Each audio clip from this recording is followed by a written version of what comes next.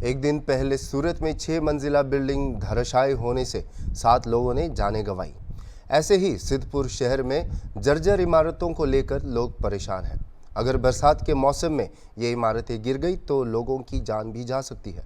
सालों से सिद्धपुर नगर पालिका सिस्टम सिर्फ जर्जर मकानों और इमारतों के मालिकों को नोटिस देकर संतुष्ट है, जिसके कारण लोगों को बिना किसी डर के व्यापार और व्यवसाय करना पड़ रहा है। सिद्धपुर शहर में नगर पालिका के स्वामित्व वाले और नगर पालिका द्वारा निर्मित 2 निजी शॉपिंग सेंटर अभी भी जीर्ण शीर्ण स्थिति में है और ढहने की कगार पर है, जो व्यापारियों और जनता के लिए एक बड़ा खतरा है। लेकिन नगर पालिका प्रणाली केवल निजी भवन को सहायता प्रदान कर रही है। हालांकि नगर पालिका के स्वामित्व वाली इमारतों को खतरा माना जाता है, लेकिन केवल किराए के लालच के कारण उन्हें खाली नहीं कराया जाता और न ही उनकी मरम्मत की जाती है। नगर निगम व्यवस्था तब जागेगी जब एक बड़ी आपदा हो जाएगी। इसलिए मांग है कि नगर पालिका तुरंत जागे और इमारतों को तुरंत गिराकर उनका मलबा हटाए। सिद्धपुर नगर पालिका द्वारा वर्षों पहले बनाए गए 2 शॉपिंग सेंटरों में लगभग 290 दुकानें जर्जर हो चुकी हैं और किसी भी समय ढहने की कगार पर है। इस तथ्य के बावजूद व्यापारियों ने बार बार नगर पालिका से उनकी दुकानों की मरम्मत के लिए अनुरोध किया है। खुद का खर्चा नहीं दिया तो दूसरी ओर नगर पालिका संघर्ष करती नजर आ रही है और स्ट्रक्चर रिपोर्ट के मुताबिक स्थिति यह है कि सभी दुकानें नए सिरे से बनाई जाए, जबकि नगर पालिका सिर्फ आश्वासन पर बैठी है। लेकिन स्थिति यह है कि लोग परेशान हैं और व्यापारी मौत की इमारत पर अपनी रोजी रोटी कमा रहे हैं। વાસુભાઈ, સિદ્ધપુર નગરપાલિકા હસ્તક જે આપનું બિલ્ડિંગ છે જર્જરિત હાલતમાં છે, આપ જીવના જોખમે વેપાર ધંધા કરી રહ્યા છો વેપારીઓ અહીંયા, અને ઉતારવાના આદેશ આપવામાં આવ્યા છે કે નહીં, અને શું ભય રહે છે આપને વેપારીઓને? અમને આપણા ઉપરની ઓફિસોની અંદર જે ઓફિસો ખાલી કરવાની અમને નોટિસો આપેલી છે અને અમારી જે આખી ટોટલી બિલ્ડિંગ જર્જરિત નથી, પરંતુ આગળની જે પેનલ છે, જે આગળનો જે શો છે એ શો જ એકલો ખરાબ થયેલ છે. નીચેની ટોટલ બધી દુકાનોનું કન્સ્ટ્રક્શન બરોબર છે, આગળના એકલા શો જ ખરાબ થયેલા છે, જે અમે નગરપાલિકાને લેખિત લખીને આપ્યું છે કે અમે અમારા સ્વખર્ચે અમે પોતે બનાવવા તૈયાર છીએ. એની અમને પરમિશન આલો. એને લગભગ 1 મહિનો થવા આવ્યો, પણ નગરપાલિકાએ અમને કોઈ પણ આનો લેખિત જવાબ આપેલો નથી. કેટલો ભય રહે છે? ભય એટલે સમજો કે એક જ વર્ષે જતા આવતાની અંદર જે ઉપર જે જર્જરિત ભાગ છે કોઈના ઉપર પડે અને થોડું ઘણું અમે અમારા હિસાબે સાફસૂફ તો કરાયેલું છે, પણ જો આ અમને સ્વખર્ચે અમને પોતાના બનાવવા માટે પરમિશન આપે તો ચોમાસા પહેલા અમે તાત્કાલિક ધોરણે અમે અમારો જે જર્જરિત ભાગ છે એ હટાવીને અને અમે અમારા સ્વખર્ચે બનાવવા તૈયાર છીએ. નગરપાલિકા શું કહે છે આ બાબતે? નગરપાલિકા આજ સુધી અમે અમારે 2-3 મિટિંગો થઈ, પણ તેમ છતાં કોઈ જવાબ આપતી નથી. ડર કેટલો રહે છે, ભય કેટલો રહે છે? ભય તો એક જ વર્ષે ભય તો રહેવાનો જ, અને ઉપરની ઓફિસો હાલ પૂરતી બધી બંધ છે. જીવના જોખમ ખરી નીચેથી પસાર થતા? જીવનો જોખમ તો હવે એક જ વર્ષે અચાનક કોઈ મોટો પથ્થર પડે તો બાકી અમે બધું સાફસૂફ પહેલા જે અમારું જે તૂટવા જેવા ભાગો અમે હટાવી દીધેલા છે. 1977માં અમે નિરાશ્રિતોના અવેજીમાં કેબિનોની અવેજીમાં અમને દુકાન આપેલી છે. અમે અહીંયા આટલા વર્ષોથી ધંધો કરી રહ્યા છીએ. નીચેનો જે ભાગ છે ટોટલી કમ્પ્લીટ છે, ઉપર બી ખાલી સ્લેબ જ ખરાબ છે, અને ઉપર બી અમે સ્લેબ બનાવવા માટે નગરપાલિકામાં અમે અરજી લેખિત વાત કરેલી છે, પણ એ લોકો અમને પરમિશન આપતા નથી. કેમ નથી આપતા એ હવે એમને ખબર, કેમ નથી આવતા તો એમને ખબર.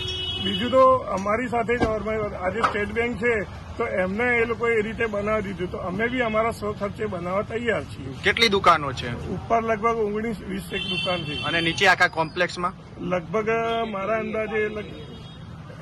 અંદાજે લગભગ ઉપર નીચે થઈને લગભગ 40 થી 45 દુકાનો છે. કેટલો ડર લાગે છે નીચે? ડર તો એટલે એક જ વાત છે કે આવા ધંધો છે, પેટ માટે આવવું પડે છે. બાકી બહુ એટલે પોતાની તો ચિંતા છે, પણ ગ્રાહકની બી અમને એટલી ચિંતા. ઉપરથી ક્યાંક મલબો પડે, જર્જરિત કાટમાળ પડે તો જીવનું જોખમ ખરી? જીવનું એટલે જોખમ 100% છે. બિલકુલ. કેટલા સમયની આ દુકાનો છે? આ લગભગ 1974ની આજુબાજુની દુકાનો છે. ઘટના ઘટે તો જવાબદાર કોણ રહેશે? એકચ્યુઅલી અમે એ જૂની બિલ્ડિંગ છે, બહુ જૂની બિલ્ડિંગ છે, એટલે બહુ જર્જરિત છે અને એનો સ્ટ્રક્ચર સ્ટેબિલિટી રિપોર્ટ બી કહે છે કે ચાલે એમ નથી. એટલા માટે અમે નોટિસ પણ ઇસ્યુ ઓલરેડી કરી જ દીધી છે અને વેપારી સાથે 1-2 મીટિંગ પણ અમે કરી છે અને તેમ છતાં વેપારી સાથે થયું છે કે હવે એમને કન્વિન્સ કરી દઈએ કે જરૂરી છે અને અમે નવી અદ્યતન એમને બિલ્ડિંગ બનાવીને આપવા માંગીએ છીએ. કેમ વેપારીઓ ખાલી કરતા નથી? વેપારીઓનું બીજું તો એ નહીં, પણ કારણ કે વર્ષોથી અહીંયા છે એટલે કોઈનું કારણ એ હશે. મેડમ, પણ આ ઇસ્યુ તમારો વેપારીનો છે, પરંતુ કોઈ મોટી દુર્ઘટના સર્જાશે ત્યારે પણ તેનો જવાબદાર કોણ રહેશે? એના માટે અમે નોટિસ ઓલરેડી એમને ઇસ્યુ કરી જ દીધી છે. પણ નોટિસથી ખાલી કામ નોટિસથી ચાલશે? મેડમ કામ ચાલશે, નોટિસ તો હવે એના માટે અમે એક્શન લઈશું એમ. જીવનભાઈ, ખાસ કરીને સિદ્ધપુર નગરપાલિકા સંચાલિત જે વેપારીઓ માટેની કોમ્પ્લેક્સોની દુકાનો બનાવી છે, જર્જરિત હાલતમાં છે આ લગભગ મોટાભાગની કોમ્પ્લેક્સની દુકાનો. આ બાબતે જીવના જોખમને લઈને ક્યારે વેપારીઓ દ્વારા રજૂઆત કરવામાં આવી છે કે નહીં? અરે ઘણી વખત આ વિષયમાં ખૂબ રજૂઆતો કરવામાં આવી છે. આ બિલ્ડિંગ કરીબન 1970માં બનેલી છે, એનું આયુષ્ય પૂરું થઈ ગયું છે.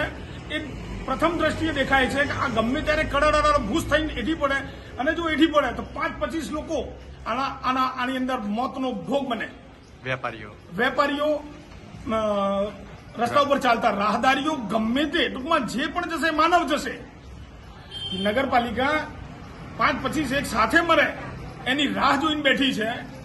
નગરપાલિકા હમણાં 26/6 એના માટે મીટિંગ પણ બોલાવી છે, પણ એમનું વ્યક્તિગત સ્વાર્થ સધાય એના તરફ વધુ ફોકસ છે. અમને આ કબજો આપી દો તો અમે તમને બનાવી આપીએ. સ્ટેટ બેંક બનાવેલી છે, સ્ટેટ બેંકે પોતાના સ્વખર્ચે બનાવેલી છે, એની પરમિશન આપેલી છે. વેપારીઓને કેમ નથી આપતા તમે? ટૂંકમાં જો એમને કામ કરવા માટે અથવા એમને આ બધું સોંપવામાં આવે તો એમની પોતાની ઘર ભરવાની વિકૃત માનસિકતા સધાય અને માટે આ લોકો સિદ્ધપુરના વેપારીઓને પરેશાન કરી રહ્યા છે, જીવના રાહ જોઈ રહ્યા છે. હા, અને લોકોના જીવના ભોગે, જીવના જોખમે નગરપાલિકા આ બિલ્ડિંગમાં કોઈ પણ સુધારો કરતી નથી. નગરપાલિકાએ અમને નોટિસ આપી છે, મેં એનું લાઈવ આપ્યું હતું. નગરપાલિકા નોટિસ આપીને છૂટી ગઈ. ચીફ ઓફિસર શ્રી, નોટિસ આપવાથી તમે છૂટતા નથી. આ લોકોને, આ વેપારીઓને બોલાવો, સાથે ચર્ચા કરો, જે કંઈ પણ હોય પણ એનો તાત્કાલિક નિકાલ લાવો, જેથી કોઈના ઘરનો દીવો બુઝાય નહીં આ બિલ્ડિંગ પડવાના કારણે. એટલે પ્લીઝ મહેરબાની કરી અને આ બિલ્ડિંગનો તાત્કાલિક નિકાલ લાવો. એના માટે નગરપાલિકાને જ્યારે અમારા ભાઈ લેખિતમાં અરજી આવી તો ભાઈ આ ઉપરની દુકાનો બધી જર્જરિત છે, એટલે અમે સ્ટ્રક્ચર રિપોર્ટ કરાયો અને સ્ટ્રક્ચર રિપોર્ટના આધારે એ બધા જ દુકાનદારોને અમે પહેલાં વેપારીઓને જાતે બોલાવ્યા પછી એમને કીધું કે ભાઈ તમે આ ઉપરનો માલ અમને ખાલી કરી નાખો, જેથી અમે તમારા માટે સારી દુકાનો વ્યવસ્થા કરીને આપીએ. પછી એ લોકો માન્યા નહીં, એટલે અમે એમને 3 નોટિસ છેલ્લી ખાલી કરવાની આપી કે ભાઈ તમે આ ગમે ત્યારે આ દુકાનો ખાલી કરો, નકર કાલ ઉઠીને કોઈ જાનહાની બનશે તો એની જવાબદારી તમારી પોતે રહેશે. પણ હજુ સુધી વેપારીઓ એ દુકાન ખાલી કરતા નથી. વેપારી જણાવી રહ્યા છે કે અમે અમારા પોતાના સ્વયંભૂ ખર્ચે તૈયાર કરાવવા માંગીએ છીએ. તો પણ સ્વયંભૂ ખર્ચે એ લોકો તૈયાર કરવા માંગતા હોય, આપણે પર નાય નથી, પણ એ લોકો અમને સ્ટેમ્પ ઉપર લખીને આપવા તૈયાર નથી. કાલ ઉઠીને એ જાતે બનાવો અને એના સ્ટ્રક્ચર રિપોર્ટ પ્રમાણે ના આવો તો કાલ બનાવ બને તેની જવાબદારી કોની? સ્ટ્રક્ચર રિપોર્ટનો શું અહેવાલ છે? સ્ટ્રક્ચર રિપોર્ટનો એવો અહેવાલ છે કે પાયા સુધી બધી નવેસરથી દુકાનો બનાવવી પડે. કેટલી દુકાનો હોઈ શકે છે? લગભગ 256-296 દુકાનો છે.